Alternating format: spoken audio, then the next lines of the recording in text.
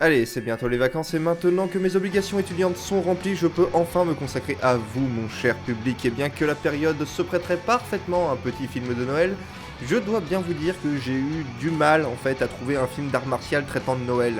Du coup, je me suis dit que j'allais vous présenter totalement l'inverse. Un film grave et sombre, mais un excellent film qui mérite largement d'être reconnu à sa vraie valeur. Surtout quand on voit les notes qu'il se tape sur les différents sites de critiques. Et puis en plus de ça, ça me permet de traiter pour la première fois de Jackie Chan dans un film qui est foncièrement différent de ses productions habituelles. Du coup, accrochez vos tripes parce que je vais pas vous mentir, Shaolin n'est pas le film le plus joyeux de Jackie Chan.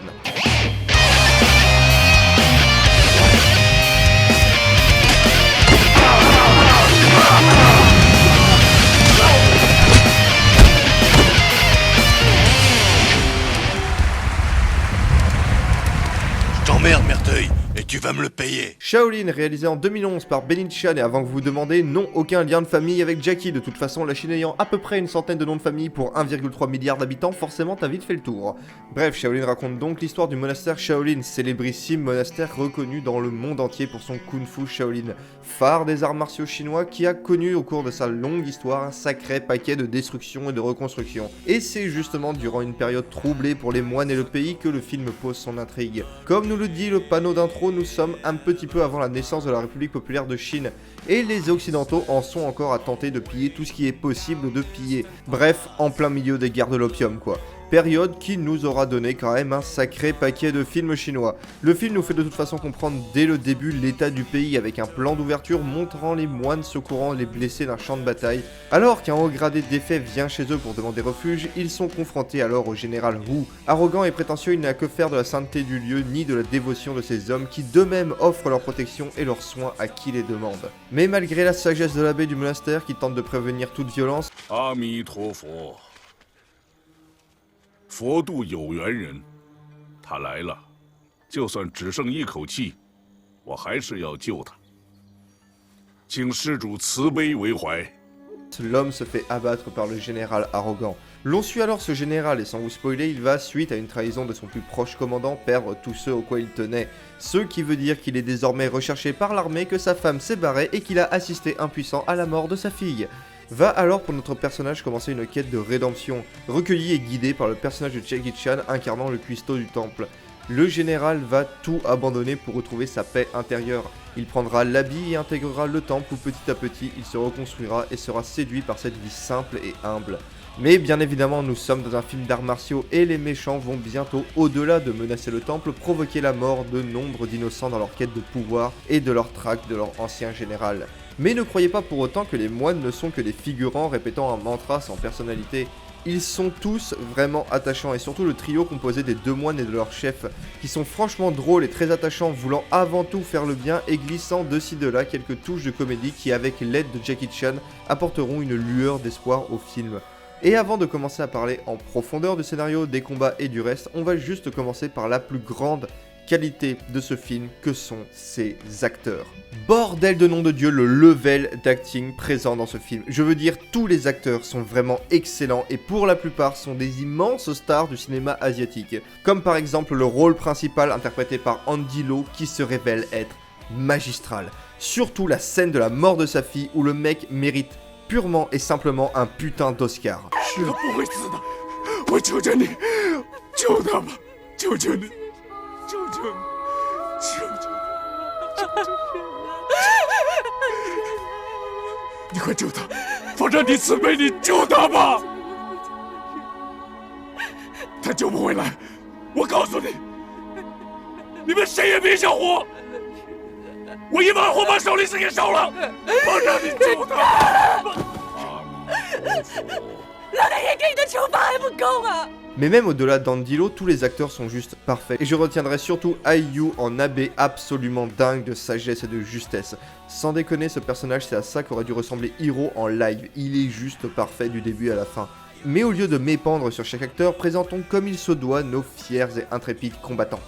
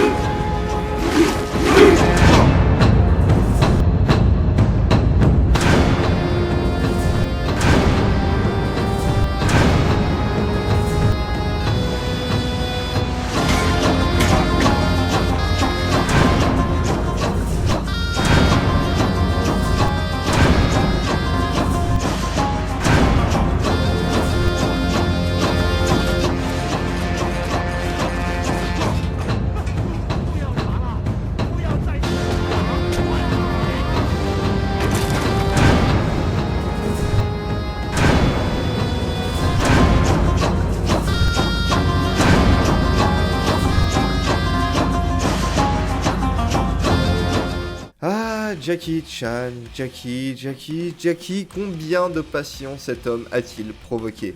Combien d'artistes martiaux aujourd'hui déclarent qu'ils doivent leur passion pour cet art à cet homme? Jackie Chan est selon moi un des plus grands promoteurs du cinéma d'art martial et des arts martiaux en général au monde. Je veux dire, combien de gosses ont grandi en matant ses films? Combien d'enfants ont ri grâce à lui? Combien de gamins ont tiré de cet homme une passion pour les arts martiaux? Et même au-delà de ça, ce mec dégage vraiment une aura d'oncle idéal qui tend un petit peu à se transformer avec l'âge en aura de grand-père idéal. Je veux dire, mais combien de milliers de gosses à travers le monde ont kiffé leur race devant cette putain de série animée de gueudins?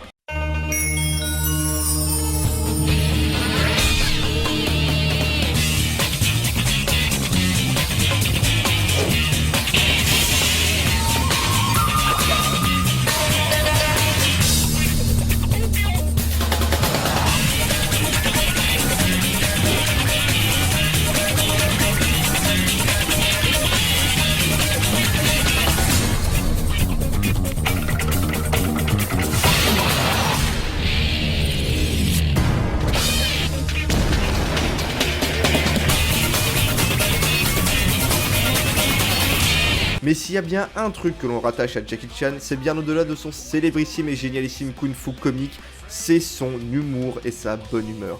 Alors autant dire que dans un film post-Ip Man qui joue à fond la carte du personnage Serious Business, je rappelle qu'on fait quand même mourir une gamine en gros plan, et bah ça pourrait quand même paraître un peu déplacé. Et bah non, Jackie Chan ainsi que les deux moines farceurs apportent ce dont ce film avait besoin pour parfaire son histoire de rédemption. De la chaleur, du bonheur et du rire. Car quel aurait été l'intérêt pour le personnage du général de rester dans un monastère qui serait froid et inamical? Ces personnages au contraire sont ceux qui vont lui redonner l'envie de vivre. Une vie certes différente, mais une vie où il pourra trouver son bonheur comme eux. Car bien sûr, le thème du film est la rédemption et le pardon, mais pas le pardon des autres. Cela, notre personnage l'a déjà gagné dès son arrivée au monastère, où les moines, après un court rejet, l'ont rapidement pris sous leur aile, mais bien plus, son propre pardon pour ses propres fautes. Le personnage est tombé au fond du trou, littéralement d'ailleurs, et devra s'en sortir par lui-même en se pardonnant lui-même. Je trouve cette histoire magnifique et moi ça me rappelle beaucoup certaines morales que l'on peut retrouver dans Avatar, et particulièrement dans la légende de Korra. Et puis d'ailleurs, il n'y a pas que ça qui m'y fait penser, parce que si vous tendez l'oreille, vous verrez que les musiques du film sont très semblables à celles d'Avatar, avec une grosse mise en avant des cordes traditionnelles chinoises, et franchement c'est juste magnifique. Mais bon, je sais bien que si vous êtes là, c'est pour voir des gens se taper dessus. Alors comment que ça fait la bagarre dans Shaolin? Le film fait bien évidemment la part belle au Shaolin Kung Fu, qui est un art martial assez spécial et surtout incroyablement vaste, qui a donné lieu à tellement de genres et de sous-genres qu'il serait impossible de les lister tous. Rares, très rares, sont les arts martiaux asiatiques à ne pas être reliés de près ou de loin au Shaolin Kung Fu. Le truc c'est que un peu tout le monde a fait sa propre popote de son côté, et que maintenant chaque école a son propre style. On dénote toutefois une récurrence des armes, que ce soit la lance, l'épée ou le bâton, une grosse propension à agir en groupe et un fort côté spirituel. Le style comprenant en effet nombre d'exercices de respiration et de relaxation. En tout cas, les moines en voient le pâté et les combats, bien que pas si fréquents que ça, sont de toute beauté. Ip Man ayant violemment éclaté les codes en 2008, le film adopte un style réaliste. Enfin, autant que peut l'être un film d'action chinois. Les combats sont filmés de la meilleure manière qui soit, afin de ne jamais nous perdre dans l'espace en privilégiant des séquences longues. Et certains combats sont juste magnifiques, que ce soit le combat final ou alors et surtout un combat de milieu de film que je ne vous spoilerai pas et qui nous montre une mort aussi classe que celle de Boromir. Oui, je pèse chacune de mes paroles. Mais bon, on reste dans un film chinois et c'est quand même des fois bien abusé. Genre là. On est d'accord? Le mec vient de voler. J'adore ce genre de détails dans les films chinois. Tu sens tellement que le mec il est pendu à des câbles et qu'il est obligé de courir dans l'air pour pas se viander, c'est absolument génial. De son côté, Jackie restera dans son style favori et nous fera encore une fois le plaisir de nous faire découvrir son kung-fu comique, toujours loufoque et improbable. C'est juste ballot que ça arrive après une scène ultra forte avec des gamins aux balls en acier trempé qui est juste magistrale. Hey, 小和尚，别逼我！我警告你们赶紧回去！我不想杀小孩。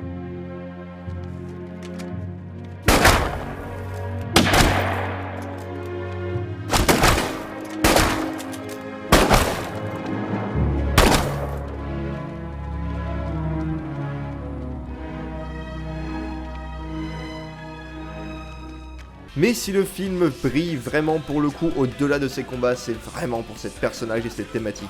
L'abbé est l'un des personnages les plus sages et sympathiques que j'ai vu dans un film de ce genre, et la dévotion de ce vieil homme à son temple et aux siens fait vraiment chaud au cœur. Toutes ses répliques sont parfaites de sagesse et de bienveillance, et je lui attribue donc la note de héros sur 20. 一块金子，一堆烂泥，哪个有用处？安才金子吧。给你一粒种子呢？你不要看清自己，每个人都有每个人的用处。 Les personnages des deux moines et de Jackie sont très intéressants. Dans ce film aux enjeux forts, ils incarnent la joie et l'insouciance, et même quand ils se mettent en danger, on a presque l'impression que cela révèle d'un jeu pour eux. On sent une vraie complicité entre les deux, comme entre Jackie Chan et les enfants du monastère. Et oh mon dieu que cette phrase est immonde. Le film traite principalement du pardon et de la haine, le fait que le pardon est une chose qu'il faut savoir accorder pour avancer, même et surtout s'il s'agit de se pardonner soi-même. Laisser derrière soi la haine pour avancer vers de nouveaux lendemains, ce qui est directement explicité par le dernier plan du film, que je ne vous spoilerai pas, faut pas déconner. Ah, sinon, en ce qui concerne les occidentaux, alors, grosso modo, les Anglais, les Français, les Hollandais, on n'a pas vraiment la meilleure réputation du monde là-bas. Pas vraiment, non. Bon, faut aussi dire que l'Angleterre a bien foutu le pays à feu et à sang pour le commerce de l'opium, et que nos musées, à nous, bons Français, sont remplis à ras-bord d'antiquités volées pendant la colonisation. Du coup, les personnages occidentaux dans les films de cette époque, c'est tendu, mais alors vraiment tendu d'en trouver des sympathiques. Donc là, concrètement, on a les occidentaux qui sont là pour vendre des armes aux seigneurs de guerre locaux, pour pouvoir exploiter les gens du coin, pour voler des antiquités sur les tombes des ancêtres de ces mêmes seigneurs de guerre. Et puis, bien évidemment, buter tous les travailleurs chinois et se barrer avec les trésors. Alors, je crois que c'est des Anglais, mais je suis pas sûr parce que c'est jamais précisé. Mais en tout cas, les occidentaux, ils en prennent bien plein la gueule au niveau de la représentation. Un des points négatifs du film, je dirais que c'est son grand méchant, qui est pas le plus subtil du monde, à tel point que tu en viens à te demander comment c'est possible d'être à ce point méchant. Et aussi ce groupe de méchants qui n'est jamais introduit et qui vont en mode full Ku Klux Klan avec des grosses haches en acier mousse qui semblent pas du tout peser leur poids. Mais sinon, Shaolin est un film absolument magnifique. Un film qui pour une fois aborde de vraies thématiques fascinantes et emplies de sagesse, qui explore le côté spirituel des arts martiaux et qui saura vous faire rire et pleurer. Comportant des scènes aussi dures que l'acier et d'autres d'une tendresse touchante, avec un casting parfait, des décors parfaits, des musiques parfaites et des costumes parfaits, une épopée de 2 heures qui mérite votre regard, une grande quête de rédemption pleine de leçons et d'encouragement pour tous ceux qui voudront bien les écouter.